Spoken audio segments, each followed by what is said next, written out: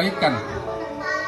Kebaikan untuk menggapai surganya Allah yang sudah disediakan oleh Allah Subhanahu wa taala. Yang besarnya surga itu adalah langit dan bumi.